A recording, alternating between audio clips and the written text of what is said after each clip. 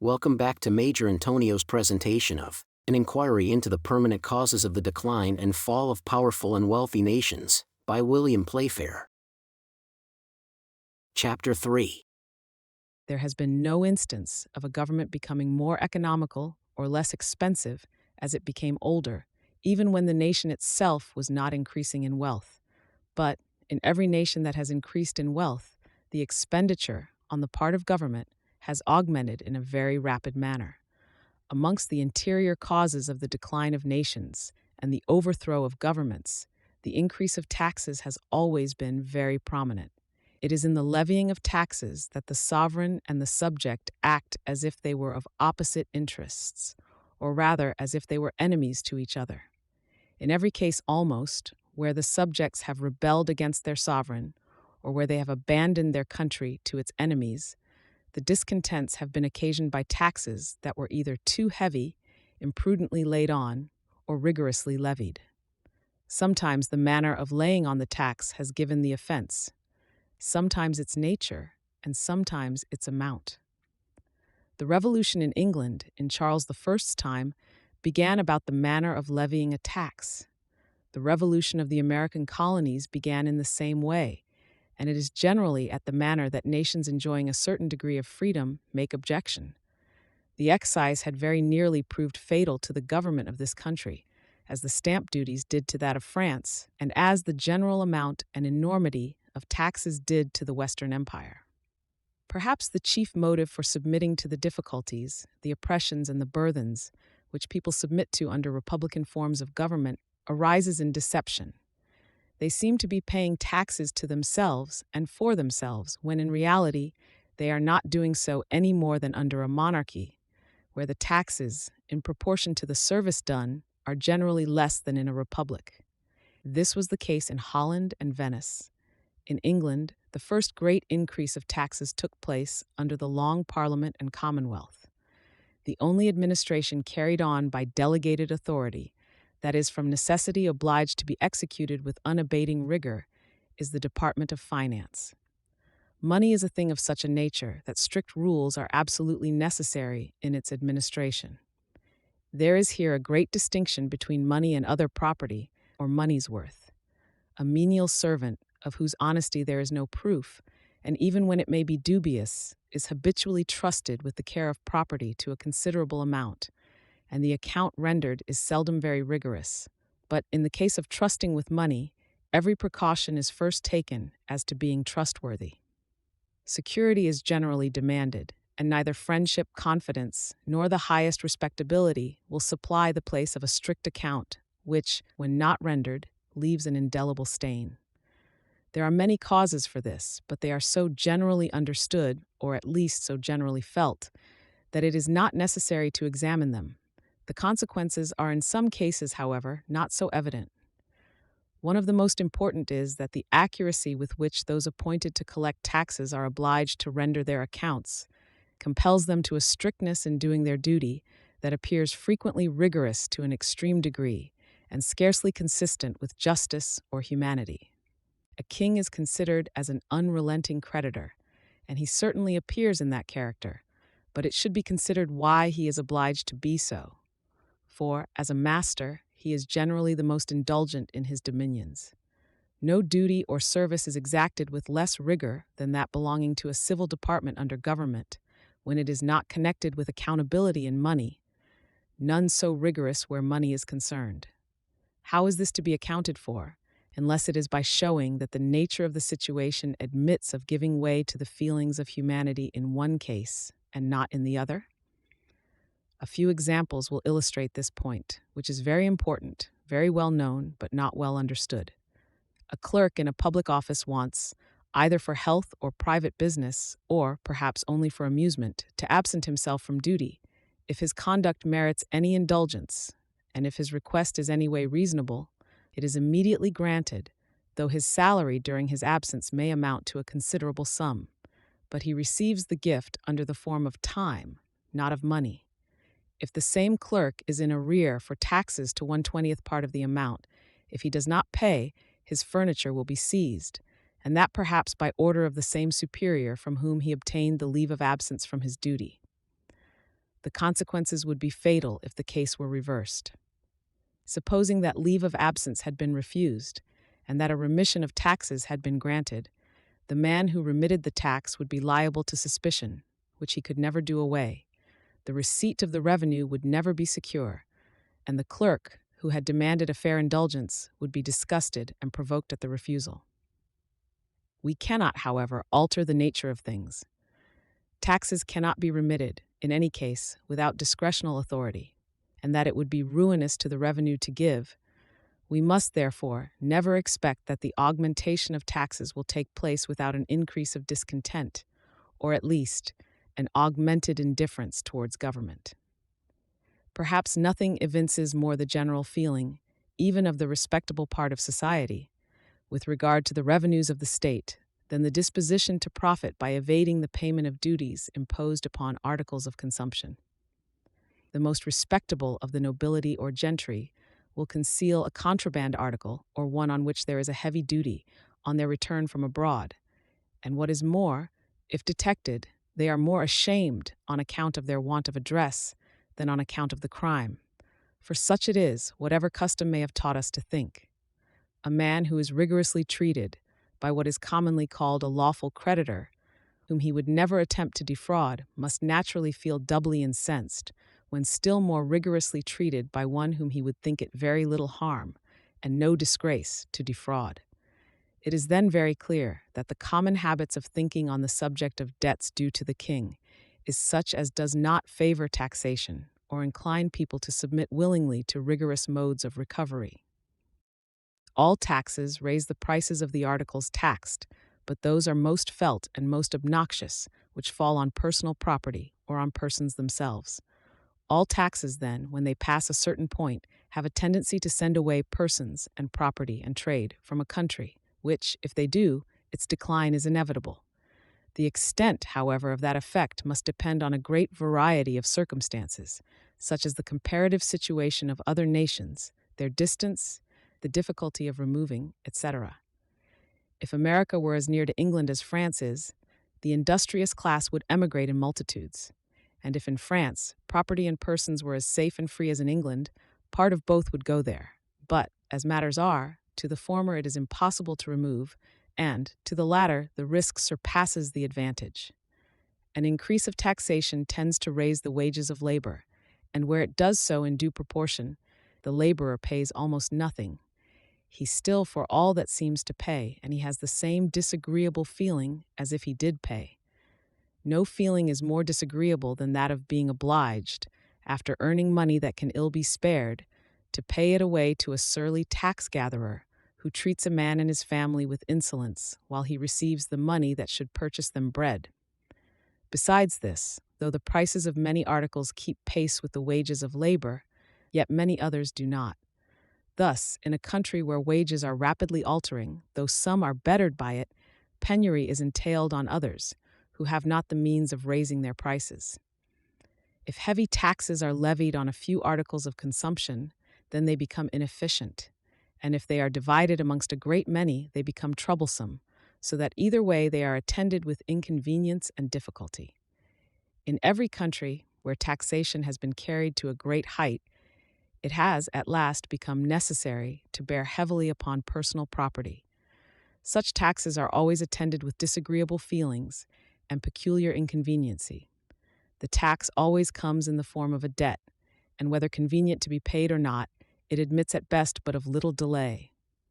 In England, the nature of the government, the disposition of the people, and the same sort of genius that made them succeed in commercial intercourse and regulation led them to adopt the least objectionable modes of taxation. The customs were the first great branch of revenue at the time of the Revolution. The excise, land tax, and stamps rose next, none of which can be objected to. For the person who pays the tax to government only advances the money and is reimbursed by the consumer, who, again on his part, when he really pays the tax, for good and all, does it under the form of an advance in price. Thus, then, the tax is disguised to him that really pays it, and it is optional, inasmuch as he may avoid the tax by not consuming the article. He never can be sued for the tax, and he pays it by degrees as he can spare the money. Some time before the taxation which the American War rendered necessary, it was thought that the customs and excise could not be carried much farther. Ministers did not choose to venture on an additional tax on land, and consequently, stamps were augmented and extended, as were also duties on windows. A variety of new taxes on particular articles of consumption were resorted to. Those sort of taxes harassed and tormented individuals more than they filled the treasury. Yet still, when, after an interval of a few years of peace, new burthens became necessary, in 1793 the same plan was pursued, till it was found ineffectual, being too troublesome and tedious, besides being unequal to the increase of expenditure. It was necessity that suggested a plan, which is the simplest and easiest of any, so long as it succeeds and is productive. To increase the excise and customs by an additional 5 or 10% on the articles that were supposed able to bear it. This has been done again and again with those two branches of revenue, and with the stamps likewise. But the necessities of the state still outrun the means, and the assessed taxes, the worst and most obnoxious of all, were augmented in the same way. But even those were not productive. The inducement to privation was too great, and the restraints laid on expenditure suggested the adoption of a tax on income, that is, on the means a man has to pay, which carries in its very name a description of its nature. We have mentioned the influence that necessity has on industry. One of the effects of taxes, as well as of rent, is to prolong the operation of necessity, or to increase it. A man who has neither rent nor taxes to pay, as is the case in some savage nations, only labors to supply his wants. Whatever proportion rent and taxes bear to the wants of a people, their industry will be increased in the same proportion, unless their forces are exceeded, and then the operation is indeed very different. It follows from this that both rent and taxes, to a certain degree, increase the wealth of a people by augmenting their industry.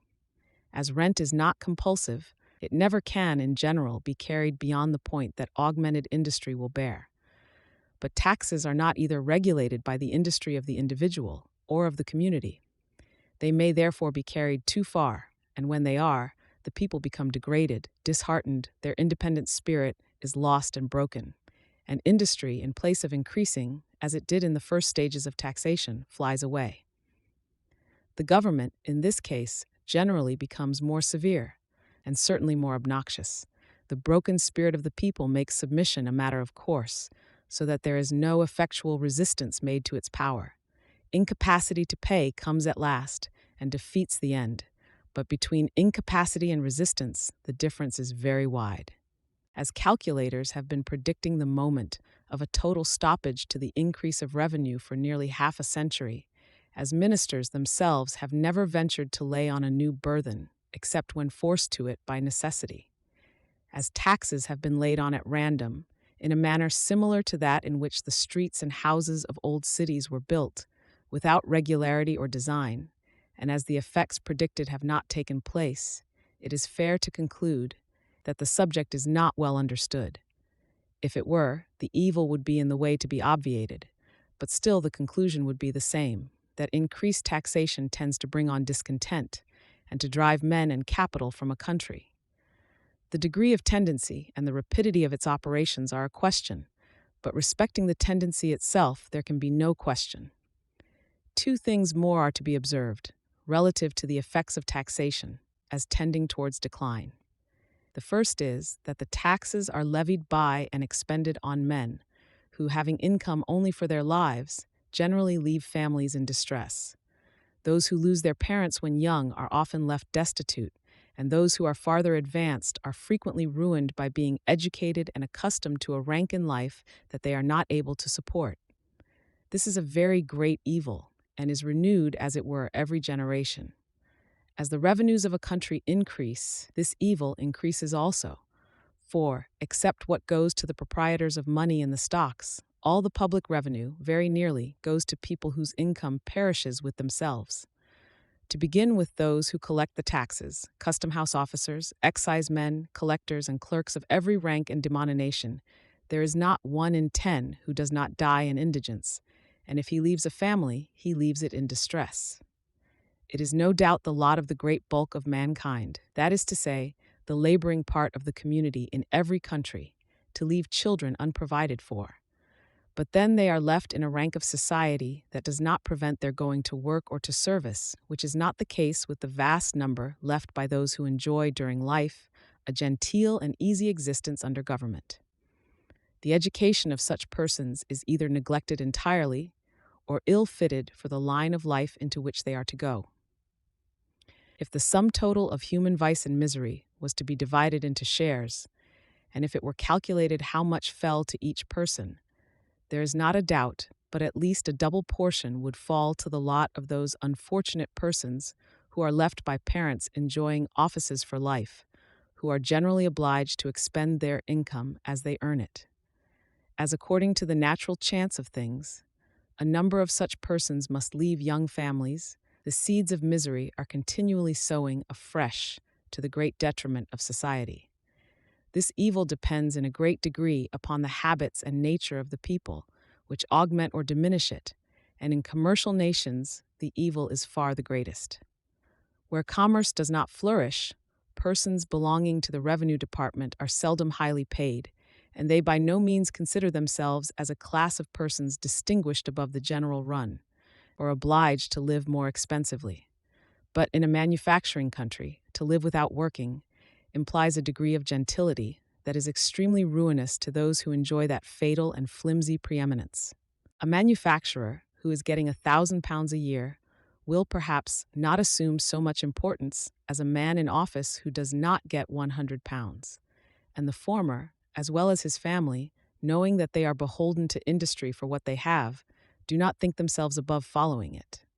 Unfortunately, it also happens that in all sorts of occupation where trust is reposed and punctuality required, more than in ordinary business, it is rather late in life before those employed rise to situations of considerable emolument. When they are old, their families are generally young. Thus it is that the persons who are the most unfit to marry late in life are generally those who do so. This order of things cannot easily be changed. In the rate of payments, governments are regulated by the service done and by the dependence that can be placed on the person employed, who, on the other hand, follows the natural propensities of human nature. When young and on a small allowance, a revenue officer remains single, but when it is necessary to become serious, attentive, and confidential, and when he finds he has the means, he betakes himself to a domestic life, which is the most natural to men arrived at a certain time of life, and the best fitted for those who are to be depended upon for the correctness of their conduct. It is impossible to prevent this natural state of things, and if let go uncorrected, if not counteracted, the consequences are very pernicious. It is to this, in a great measure, the augmentation of vice and mendicity is to be attributed in nations as they become wealthy and great. Perhaps more depends upon the manner of taxation than the amount. At least it certainly is so in all countries where the amount is not very high. In America, for example, the amount is of no importance. The manner might be of very pernicious consequence. In France, before the Revolution, the taxes were more oppressive, from the manner of levying them than from their amount. The same thing might be said of almost every country in Europe, England and Holland excepted. At present, the case is greatly altered, in many countries, by the increase. Yet, still, one of the principal evils arises from the manner of levying the taxes. The restraints imposed by them, the inconveniency, the vexation, and finally the misery and ruin they, in many cases, occasion. Of all the examples where taxation contributed most to the fall of a country, Rome is the greatest. The luxury of the imperial court and the expenses of a licentious and disorderly army, added to the ignorance of the subject, rendered the taxes every way burthensome. From the fall of Rome to the time of Louis XIV, the splendor of courts and their expenses were objects of no great importance. We are but lately arrived at a new era in taxation, for though taxation has been the occasion of much discontent at all times, it was carried to no considerable length in any country in Europe except in Spain and Holland till within this last century. Indeed, when we consider the great noise that has often been made about raising an inconsiderable sum, it is impossible not to be astonished at the reluctance with which people pay taxes when they feel that they are paying them and are not accustomed to the feeling. Taxation is then, to the feelings of men, disagreeable, to their manners hurtful. They are also, in their operation, to a certain degree, inimical to liberty. The ultimate consequence of this is that persons and property have both of them a tendency to quit a country where taxes are high and to go to one where, with the same means, there may be more enjoyment. Taxes may be called a rent paid for living in a country and operate exactly like the rent of houses or land, or rent for anything else. That is, they make the tenant remove to a cheaper place, unless he finds advantages where he is to counterbalance the expense.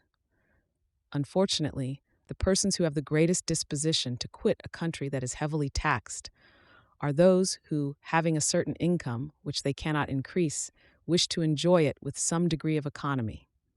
They are, likewise, the persons who can remove with the greatest facility. Thus, people whose income is in money are always the first to quit a country that has become too dear to live in with comfort. Many circumstances may favor or counteract this tendency, such as the difficulty of finding an agreeable place to retire to where the money will be secure or the interest regularly paid.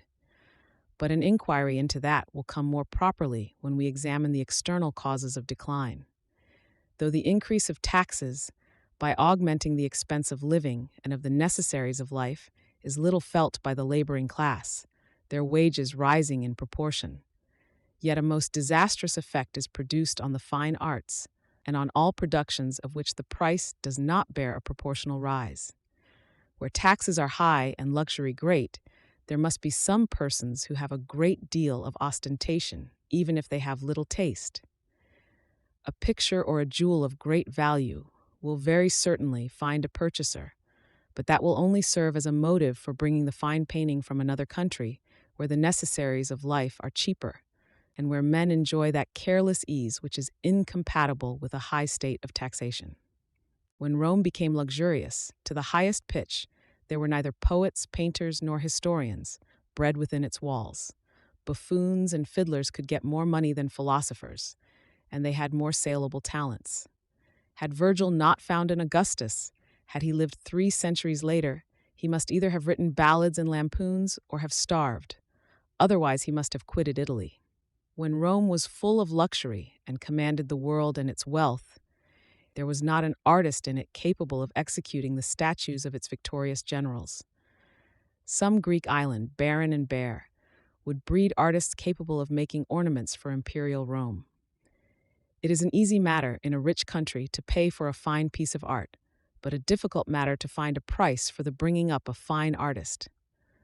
The fine arts have not, indeed, any intimate or immediate connection with the wealth or strength of a nation. The balance of trade has never been greatly increased by the exportation of great masterpieces of art, nor have nations been subdued by the powers of oratory. But the knowledge and the arts, by which wealth and greatness are obtained, follow in the train of the finer performances of human genius. Where money becomes the universal agent, where it is impossible to enjoy ease or comfort for a single day without it, it becomes an object of adoration, as it were. To despise gold, which purchases all things, is reckoned a greater crime than to despise him to whose bounty we are indebted for all things. Consequently, ambition, without which there never is excellence, is at an early period of life bent towards the gaining of fortune. A man, indeed, must either be of a singularly odd and obstinate disposition, or very indifferent about the opinion of others, and even about the good things of this world, as they are termed, to persevere in obtaining perfection in science or art, while without bread, when he might, with a 10th part of the care and study, live in affluence and get money from day to day. There are few such obstinate fools, and without them, in a wealthy country, there can be found few men profound in science or excelling in any of the arts. The augmentation of taxes by rendering the produce of industry dearer than in other countries tends to cut off a nation of that description from the markets in poorer countries. If all other countries are poorer and the taxes lower, it has a tendency to shut it out from all the markets in the world. An operation that, at the same time that it renders people less happy, less contented, and more indifferent to the fate of their country, and at the same time tends to shut them out from foreign markets, is certainly very hurtful to any country, but particularly so to one, the greatness of which is founded on manufactures and commerce. It would be useless to enlarge on so self-evident a consequence.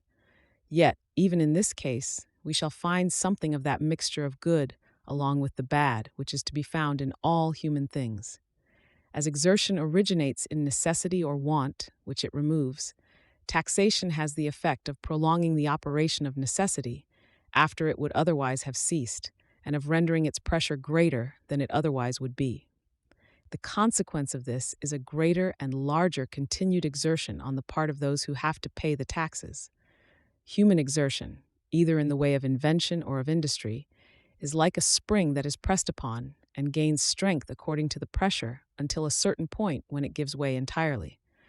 Those investigators who have calculated the effect of such and such a degree of taxation, of national debt, etc., have all erred in not making any or a sufficient allowance for the action of this elastic power.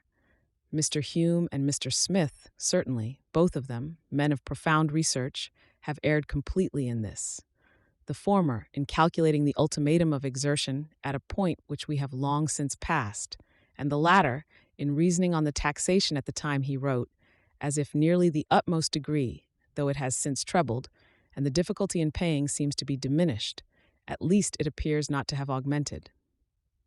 To fix the point at which this can stop is not, indeed, very easy, particularly as the value of gold and silver, which are the measures of other values, do themselves vary. Thus, for example, a working man can, with his day's wages, purchase as much bread and beer as he could have done with it 40 years ago. Though the national debt is 5 times as great as it was then, at the present price of bread, it would not take twice the number of loaves to pay it that it would have required at that time. The depreciation of money, then, as well as the continuation and augmented pressure of necessity, counteract to a certain degree and for a certain time the natural tendency of taxes. But that counteraction, though operating in all cases in its degree and duration, must depend upon particular circumstances, and though perhaps it cannot be with much accuracy ascertained in any case, it is impossible to attempt resolving the question in a general way. We shall therefore return to the subject when we apply the general principles to the particular situation of England. One conclusion, however, is that as taxes carried to a great extent are very dangerous, though not so if only carried to a certain point. As that point cannot be ascertained, it ought to be a general rule to lay on as few taxes as possible, and the giving as little trouble and derangement to the contributor as may be is also another point, with respect to which there cannot be two different opinions. Chapter 4.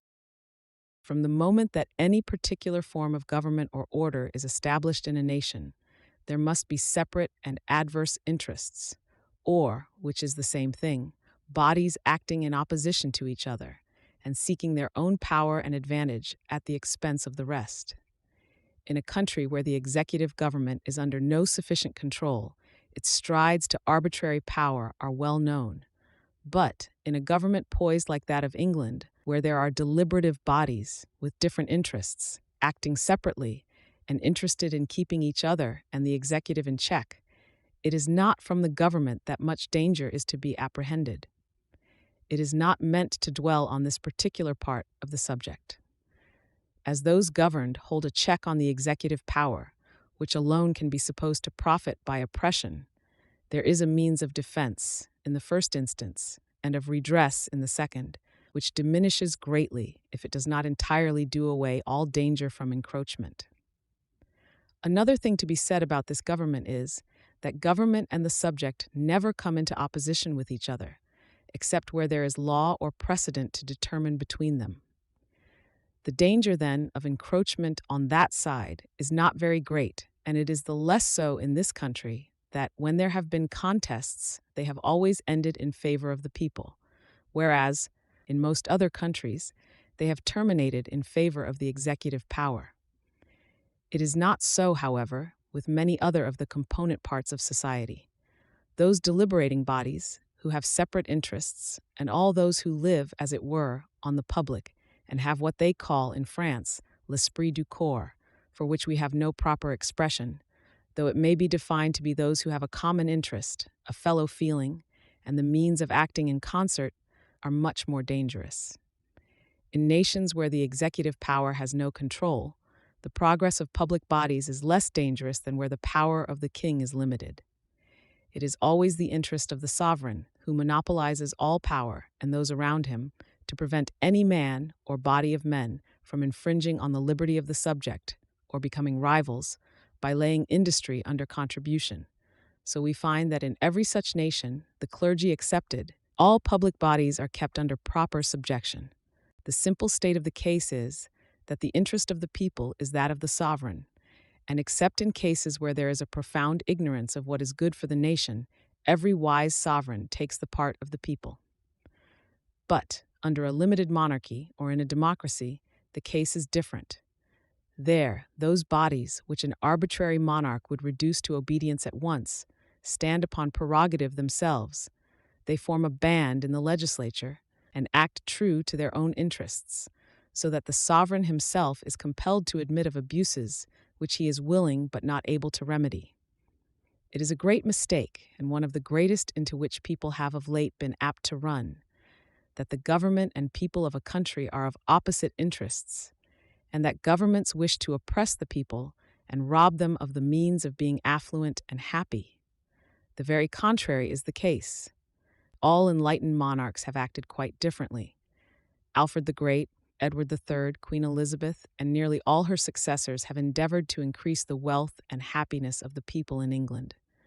Henry IV of France, even Louis XIV, Peter the Great of Russia, Catherine, and indeed all his successors, as also the kings of Prussia, the Grand Duke of Tuscany, and other sovereigns, who know how to show their disposition, have tried to enrich their people and render them happy.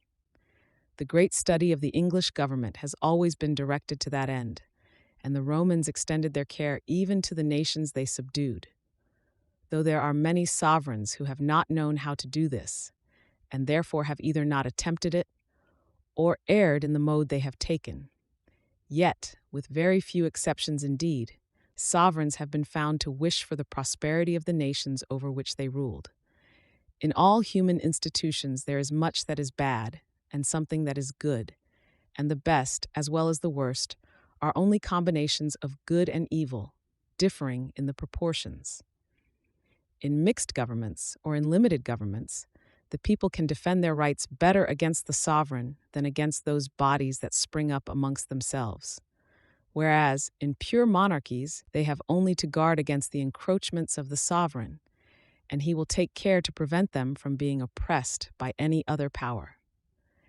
This tendency to destruction from encroachments of public bodies in established governments is more to be dreaded in limited monarchies and in democracies than in pure monarchies.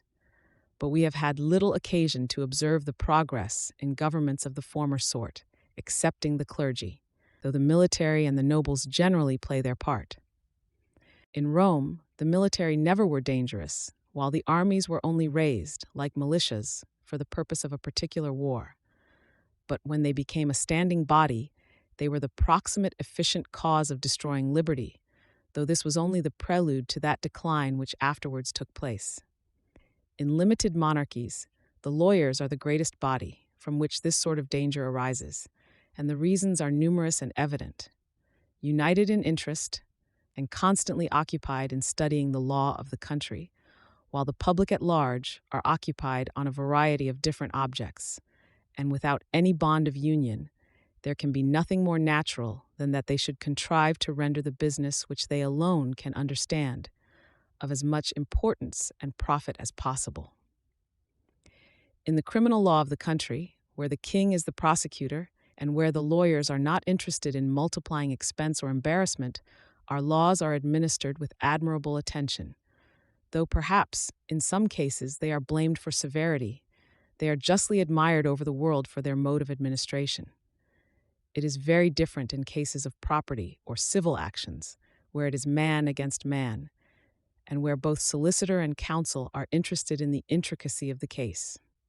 Here, indeed, the public is so glaringly imposed upon that it would be almost useless to dwell on the subject. and as a part of the plan of this work is to offer or point out a remedy, it may be sufficient in this case to go over the business once and leave the examples till the relief is proposed. At present, it is, however, necessary to show why. As things are constituted in mixed governments like this, no remedy is to be had. The public only acts by representatives, and in the House of Lords, the law lords, who have l'esprit du corps, may easily contrive to manage everything. One or two noblemen excepted, no one either has or pretends to have sufficient knowledge to argue or adjust a point of law. Indeed, it is no easy matter to do so with effect, for besides that, the law lords have ministers on their side, or, which is the same thing, are on the side of ministers.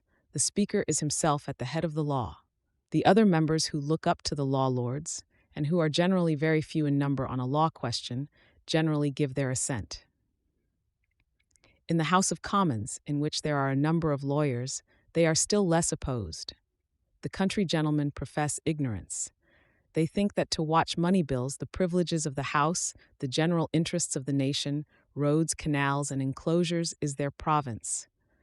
The mercantile and other interests, composed of men getting money with great rapidity, consider the abuses of law as not to them of much importance. They do not feel the inconvenience, and have neither time nor inclination to study the subject. The prerogative of the king to refuse his assent might perhaps be expected to come in as a protection, but here there is least of all anything to be expected. In the first place, it is thought to be wise never to use that prerogative, and in the second place, the Lord High Chancellor is the king's guide in everything of the sort, insomuch that he is styled the keeper of the king's conscience. With power, influence, and interest on one side, and nothing to oppose it on the other. For the common proverb is true, as all common proverbs are, that what is everybody's business is nobody's. The lawyers must encroach on the public, and they have done so to a most alarming degree. In this case, it is not, as in others, where the great cut out work for and employ the small. No, the great generally, indeed almost always, begin with the advice and by the means of an attorney who is only supposed to understand law practice. The proceeding does not originate with the counsel, who could form some judgment of the justice of the case, so that a mean pettifogging attorney may, for a trifle, which he puts into his own pocket, ruin two ignorant and honest men. He may set the ablest counsel to work and occupy for a time the courts of justice, to the general interruption of law and injury of the public. This is perhaps one of the greatest and most crying evils in the land, and calls out the most loudly for redress, as the effects are very universal. In a commercial country, so many interests clash, and there are such a variety of circumstances that the vast swarms of attorneys who crowd the kingdom find no difficulty in misleading one of the parties, and that is the cause of most lawsuits. As commercial wealth increases, the evil augments, not in simple proportion, but in a far more rapid progression. First, in proportion to the wealth and gain to be obtained, and secondly, according to the opportunities which augment with the business done. In addition to the real debt expense, the loss of time, the attention, and the misfortune and misery occasioned by the law are terrible evils, and if ever the moment comes that a general dissatisfaction prevails, it will be the law that will precipitate the evil. The mildness of the civil laws in France and the restraints under which lawyers are held served greatly to soften the rigors of the Revolution for the first 2 years. Had they possessed the power and the means they do in England, the Revolution must have become much more terrible than it was at the first outset. The lawyers owe all their power to the nature of the government. An arbitrary monarch will have no oppressor but himself, but here the different interests are supposed to be poised, and when they are, all goes right, but when they happen not to be so, the most active interest carries the day. Though the law is the greatest of those bodies that is of a different interest from the public at large, yet there are some others deserving notice and requiring reformation. It is the interest of all those who are connected with government to do away abuses that tend to endanger its security or diminish its resources.